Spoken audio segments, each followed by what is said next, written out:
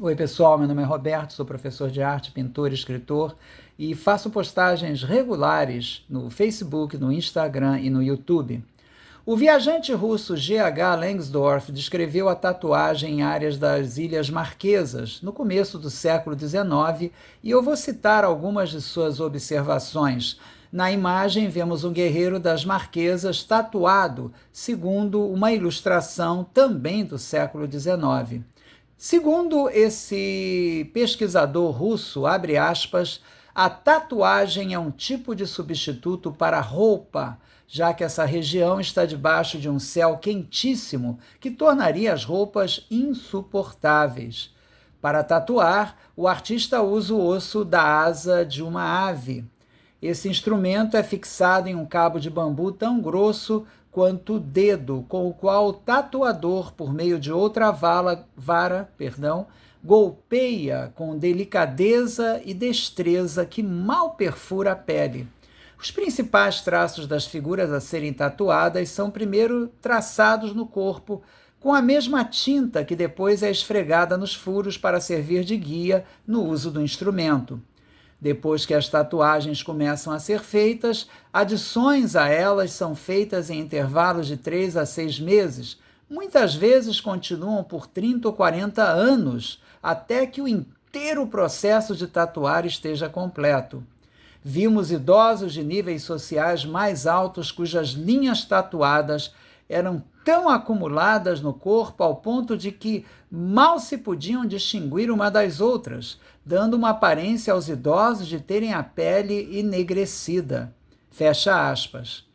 O autor comenta que mulheres nas Ilhas Marquesas eram pouco tatuadas em comparação com os homens, enquanto que em outras áreas do Pacífico elas eram tão tatuadas como os homens. Desculpe.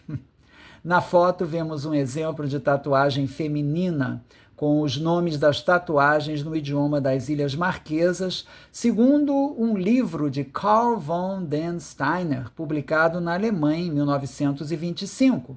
As mulheres não eram isoladas durante a tatuagem numa casa de tatuagem como ocorria com os homens. Ao contrário da tatuagem masculina, a tatuagem feminina ocorria sem rituais e podia ser feita em qualquer área. Por outro lado, a cerimônia de tatuagem masculina envolvia uma festança e, às vezes, um chefe fazia também uma festança quando sua esposa era tatuada. Já os homens que não tinham uma alta posição social podiam ter poucas tatuagens. Um relato dos colonizadores europeus até menciona alguns homens dizerem que aceitaram ser tatuados apenas para participar da festança, na qual era oferecida muita comida. A tatuagem das marquesas apresentava uma notável simetria. A cabeça do homem era cheia de tatuagens, o peito era ornamentado com uma figura parecida a um escudo, braços e coxas apresentavam listras e nas costas um padrão parecido a cruzes que começava no pescoço e ia até a última vértebra. Algumas partes mais sensíveis, como a pálpebra, não eram tatuadas. Cada padrão tinha um nome na língua das Ilhas Marquesas, como vemos na foto. Por exemplo, na parte inferior da perna, vemos 3 vezes um padrão que eles chamavam de paito. Paito significa remendo antigo na língua deles. Os motivos usados na tatuagem aparecem também nas esculturas de madeira das Ilhas Marquesas, mas não sabemos se eles primeiro apareceram nas esculturas ou foram copiados da tatuagem para as esculturas. O fato é que a tatuagem era a mais pura expressão artística das Ilhas Marquesas. Nas ilhas do Tahiti, a tatuagem era considerada uma criação dos deuses.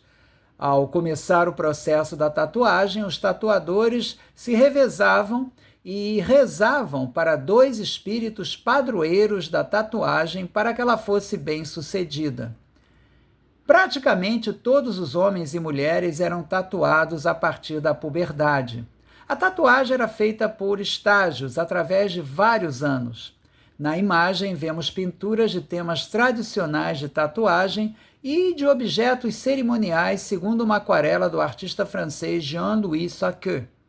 Os ilhéus de quase todas as ilhas aceitavam ter suas nádegas tatuadas com um padrão escuro, enquanto o rosto geralmente não era tatuado. Os relatos dos primeiros colonizadores europeus também mencionam que homens eram mais tatuados que mulheres e que certos padrões eram apenas para pessoas de alto nível social. Algumas tatuagens tinham significado cerimonial e as pessoas de alto nível recebiam marcas especiais. É interessante que um padrão de círculos concêntricos similar ao que aparecia em tatuagens do Tahiti e da Polinésia Central aparece também nesse detalhe de um remo cerimonial das ilhas do arquipélago das Austrais. Não sabemos qual seria a função real desses objetos em forma de remo, mas, ao que tudo indica, eram objetos rituais. Os primeiros encontros de colonizadores com os tahitianos surpreenderam os colonizadores pela atitude pacífica e generosa dos ilhéus, gerando o mito de que o Tahiti possuía uma sociedade feliz e bucólica. Esse mito influenciaria muito o pensamento ocidental através do filósofo Jean-Jacques Rousseau. No próximo programa eu vou falar da tatuagem do povo maori. Espero que tenham gostado. Links para livros grátis que eu publiquei sobre arte estão disponíveis na descrição desse vídeo abaixo. Muito obrigado pela atenção, muita paz para vocês. Até a próxima.